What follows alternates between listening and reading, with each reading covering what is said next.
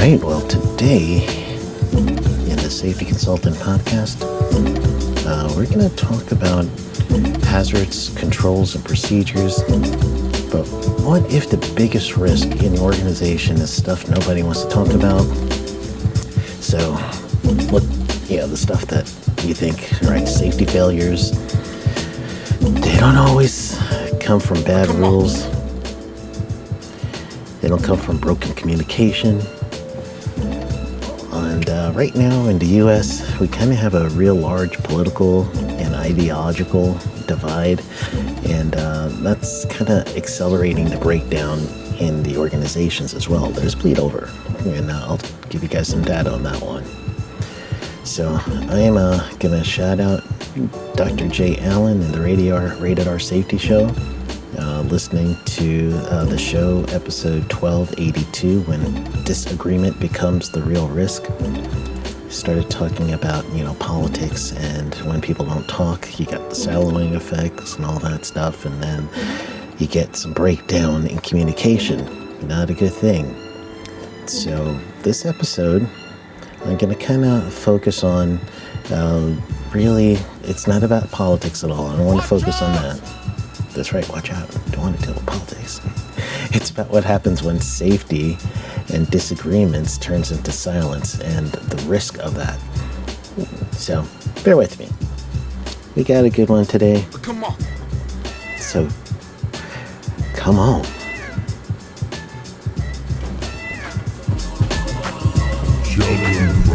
Welcome to the Safety Consultant Show with Sheldon Primus, where we blend safety smarts with business brilliance and a pinch of Sheldon's signature wit.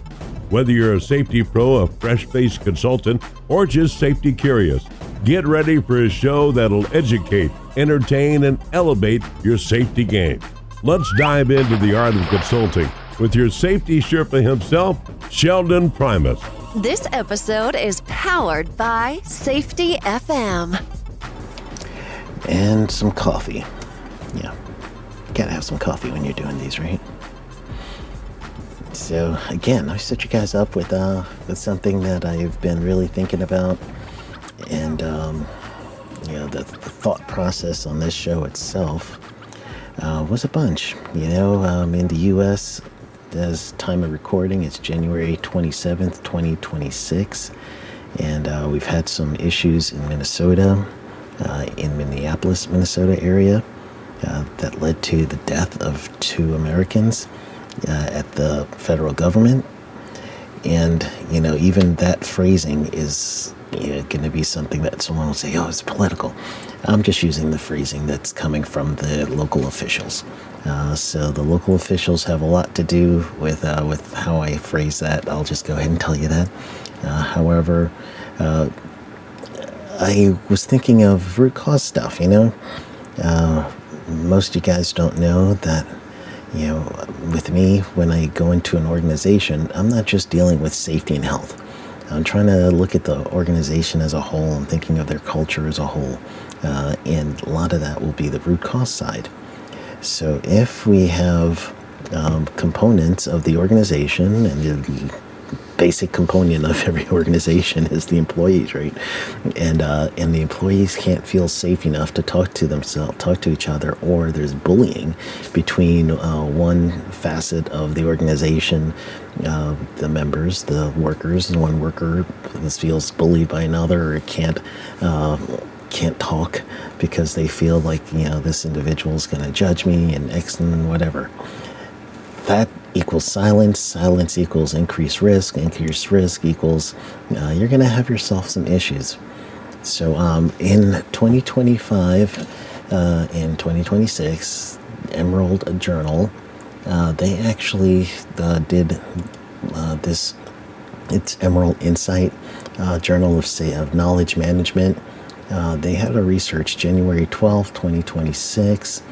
And this research was more based on the human resource side, but what the conclusion comes out is the study showed that political polarization, I'm reading this, in workplaces reduces trust, increases relationship strain, causes people to withhold information, And again, withholding information, that's the key here.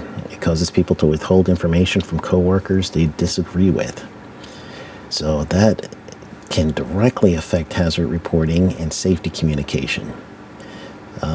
Monster Inc., the company that does hiring, and HR CI, and they had this, what they did is they did a bunch of surveys, and the respondents came out of the survey related to politics and work, and it says a majority of workers find political talk stressful, increasing psychological risk, right? Many avoid conversations to protect their job or reputation. Employees admit they change how they collaborate based on political perceptions. So basically, people stop sharing information because they don't trust each other, and the risk doesn't disappear. It just becomes a latent condition. So we don't want that latent condition to take over. So the risk is still there, but if people aren't talking about what they see because they don't want a conflict with the coworker, that's where the problem persists. So the political discord isn't just U.S., it's global now. We've heard a lot of different organizations talking about it, but usually what you're going to see, especially what's going to happen in an organization that has political discord, you're going to see safety blind spots. And I know I started the conversation with Minnesota Talk, and that's very important to me. I've got some friends in Minneapolis, a very close friend, and I reached out to her, and she's scared. So that's a real thing, regardless of political affiliation. If your friend is suffering and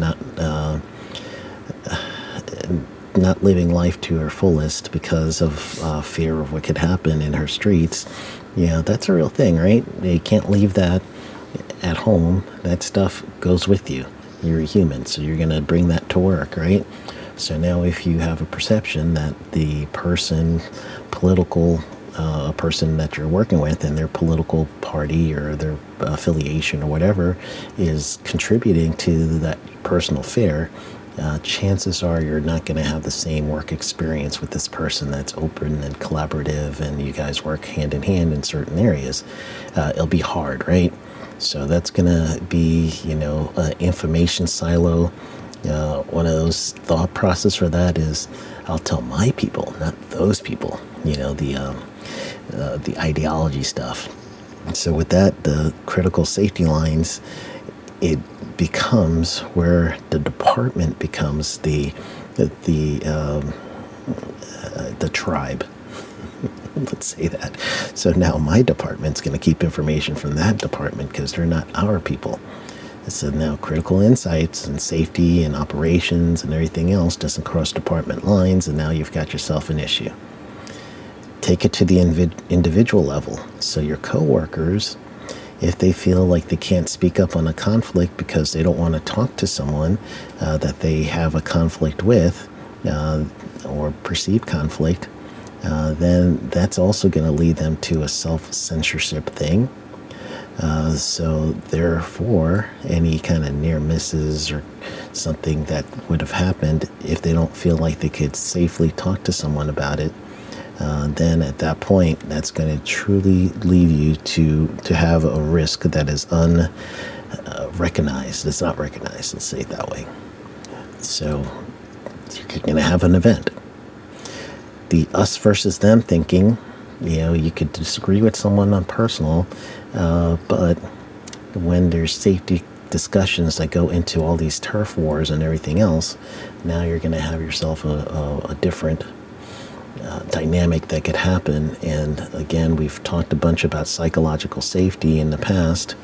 So if there's a psychological safety issue, the worker's going to be feeling engaged in stress. They're going to be disengaged in the workplace. They're also going to have certain behaviors that might exhibit itself in such a way that you're going to end up dealing with HR conflicts and risk. So those are the things that you're going to want to avoid, right? So it all ties back to that research that I told you guys about, and it's that, if your company truly starts throwing around the terminology psychological safety without addressing these issues, then honestly you're going to end up being in a situation where your system is going to be like Dr. J. Allen's book. It's going to be kind of a construct with holes in it. So with those constructs with holes, you're going to get yourself a big possibility that you're not going to have any true conversation. The risk is going to still be there. So culture is what we're going to talk about as an underlining thing. That's the whole conversation. And as safety consultants, we're the people who we help the organization see those hidden losses, those hidden things that could lead to losses, that risk factor. And so I just want to reiterate that portion as well. So the myth that you're going to see is that you're going to hear a lot about is politics should not be brought in. It should be stayed, keep it at the door. People can't do that much, okay? Just be honest with yourselves. Most people, they want politics off of the work, and that's what you want. But when you see someone who's driving down with the flag of, for us in the U.S., the two major parties will have a donkey, yes, donkey, and elephant. So if you see that coming into your parkway, or you see flags or really loud bumper stickers, it could set you off right away, right? And goes with either party. So mostly what you want to end up doing, though, you're going to try to acknowledge those things, right? In a healthy organization, you want conversation, you want people to feel safe. Root cause of what I feel is happening in America is, American, born and raised, is back in the day, we used to be able to talk about politics and stuff like that without feeling like you're, truly about to throw down with somebody. There's been feelings behind the discord, and there's not enough critical thinking behind what people are saying. So that escalation seems to be the root cause of everything, and any escalation that goes to that degree is going to lead you to feel that, honestly, you're going to end up seeing situations that could have been handled in its inception phase. But honestly, it's got to a degree that people are going to get fired, and they're going to sabotage things where there is increased risk. So you don't want to deal with that. All right. So that is the idea related to this. So tough talk today, right? Yeah, I want to just make sure I give you guys some time to process this. And my mindset, again, is coming through the safety consulting and thinking of the culture. And that's an important part that we have to address, or else you're going to keep seeing clients repeating the same kind of risk over and over and over again. And so we don't want that. So the myth about politics, staying at home, becomes a little bit hard, right? And if someone, again, feels like they're being, that someone, because of whatever political affiliation, doesn't have their back in a real working environment, then that silence is not harmony. It's just going to be deferred risk. And you're going to have a situation where this risk now is going to lead to an incident. You don't want that. So here's the thing I'm thinking about that's going to really help. There's a process out there called learning teams, and this is where you do a 2D event. First day is situation day, and things that are the loss event, that not just loss event, things that you really want to think of the problem day. get a soak period, and then you come back with a day of solutions. So the learning team model used for this, and I do have some episodes with a learning team. So you might hear my world's loudest keyboard clicking away. That's me checking in the background. I've got an episode with Todd Conklin, but I'm going to do a learning team episode. It looks like it's my episode 87 and episode 88. Wow, that was a long time ago.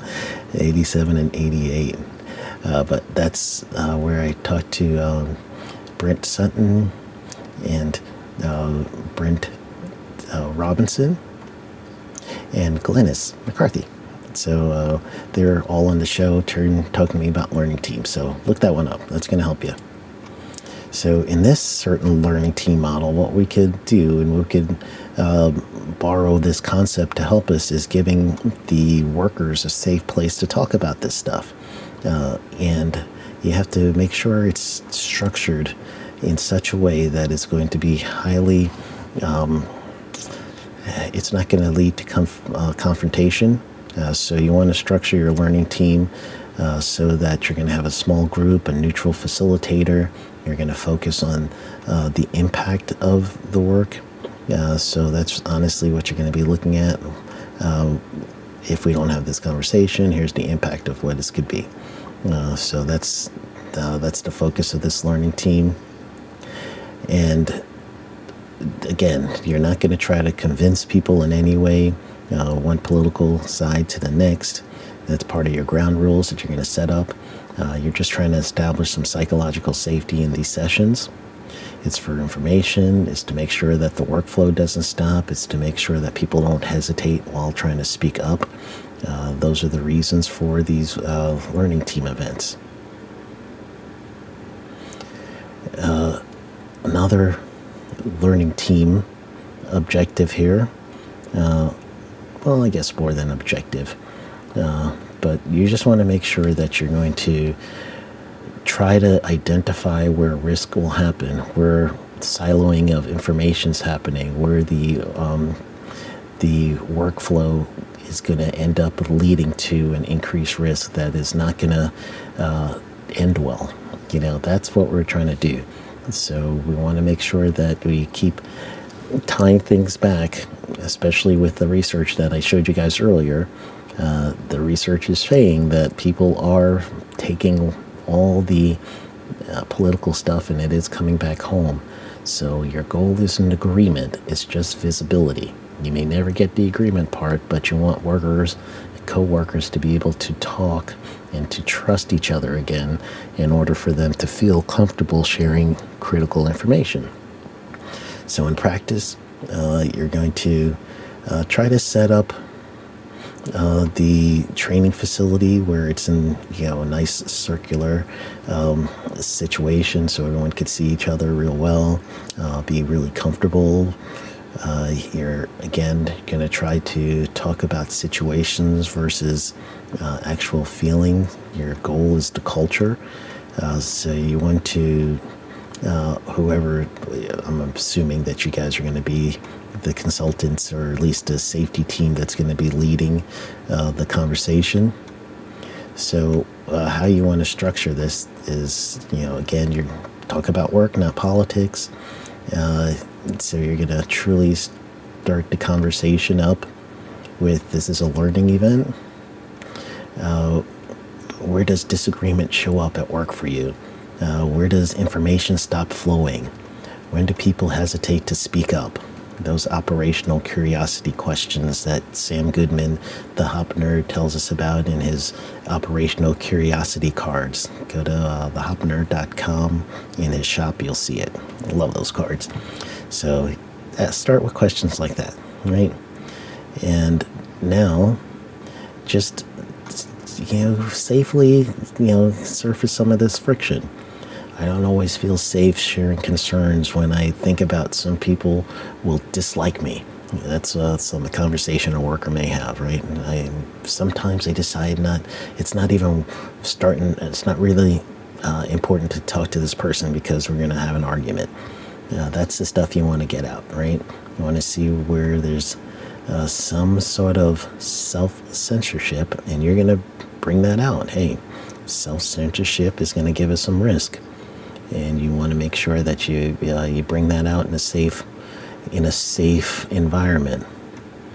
So the other portion of this is you're trying to remind as a facilitator that you're not talking politics, but you want to identify risk. So the culture stuff you're going to ask is, what safety information might be lost or delayed today by not talking to this individual? What decisions now become a little bit weaker because of this situation? Another thing that you can ask, where does the silence end up weakening us, right? So those are conversations that could come out of this stuff. Again, hazard identification, giving an open place to talk. You want to focus, again, with the learning team model and something like this. You want to make sure that you're going to be trained enough to notice emotions when there's escalations, things like that. Allow people to say their piece, but you want to make sure that you create systems for them to do this in a way where it's not emotional but constructive. So anonymous reporting channels, maybe get a rotating facilitators, some pathway to get some clear escalation, just a way for people to see, all right, here is where you're getting a little heated, let's bring it back. Maybe in work practices, we could have some sort of cross-functional reviews. So now you could get these teams to start working together. If you do any kind of cross-training, that's a good way to also introduce to your clients ways to get people who don't normally deal with each other to work with each other. And then also what that's going to do is if there is any disruption in your organization by staffing or anything like that, then honestly, if you have a cross-section of people who could do other jobs, it's going to give you some business resilience. So you're going to open the channel of communication and get business resilience, right? That's a win-win. So in the end, I really believe that your conversation should be, we do things differently. Let's see how we can remove a barrier to communication and open discussion for work. Let's see how the safety meetings, the JSAs, the audits, the briefings can go where there's no conflict or feeling like you're going to, that the disagreement is going to set you off so much to the degree that you can't work together. So that's important. So you're going to need leadership to help you with this. Business owners, if they're going to hire you as a consultant, they're looking at you as someone who's an outside party. So you're going to have to take that responsibility and lead them through this and have their blessing on this, absolutely. But you're truly going to do your best to lead them to a situation where they could see the success and keep telling them this is to help you guys with your corporate culture. And safety culture will go into corporate culture when you start getting more mature. So you won't even say safety culture anymore. It'll become corporate culture. This is to help that. So you want to make sure that in your work group, you don't want to have too many boss subordinates in the same group or else they're not going to talk. You want to keep it where it's peer level. And if there are some leaders in that group, just because of size of company, start the ground rule that says, hey, in this learning team, there is no boss subordinate. They were just employees together, shared. Leadership cannot punish honesty. They can't ignore the findings. They can't use this session to identify troublemakers, or else they would have blown all this work and goodwill. It will backfire spectacularly, and you don't want that to happen. Psychological safety, if they want to preach that, which is a great thing, then this is where it begins, right? So I know I started with political discord. That's truly how these things will start. However, we could be the vessel as the safety department, as the consultants, to make work neutral again, but then also to help where you're looking at coworker to coworker that says, we're in this together, we're exposed to the same risk together. Silence is dangerous, disagreement is unavoidable, which is, natural, but the siloing effect doesn't help, and you need trust in a safety culture, in a corporate culture, and the real leadership is going to be okay with uncomfortable truths. So if a political decision or even a division in your society is a mirror in the US of what the organization is doing, then let's use this to kind of like go, clean it up a little, see if we could get back to some discord that is truly going to be where you could talk to somebody without a heated debate, and you could hear their side, they could hear your side, and now you two could grow together and have some sort of professional understanding and some caring about each other because you're both exposed to the same risk, right? So that's the moral of my story. All right, gang. So thanks for listening to this. I want to remind you that this Saturday, January 31st, I am hosting my very first, first of the year. I've been doing this for a few years, but this year I plan on doing a few of them. So it's safetyconsultant101.com. So safetyconsultant101.com. We're going to meet up online, and we're going to be able to do a nice session, a 2-hour session where I'm going to help you with your safety consulting career. I'm going to be that guy. I'm going to help you out with that, and I want you guys to go ahead and register. It is 100% free, and it's going to be January 31st starting at 9 a.m. Pacific time. That's where I am. So again, safetyconsultant101.com. safetyconsultant101.com. All right, so just want to let you guys know, sign up for that. I'll see you this Saturday where I'm going to give you some free workshop stuff. It's workshops, so you guys are going to be writing stuff down and everything. This is just you listening to me for 2 hours. We're working things out. So I will see you guys on Saturday, January 31st, in our Safety Consultant 101 live session with me. 3 days, 23 hours away. But right now, go get 'em.